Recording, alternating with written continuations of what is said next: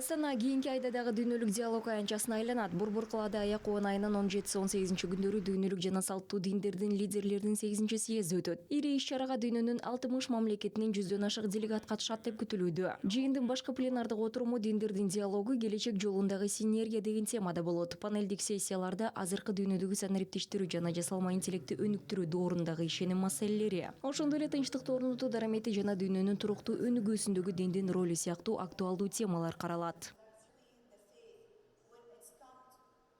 Съездин аукуму азыр кеңейип келе жатыр.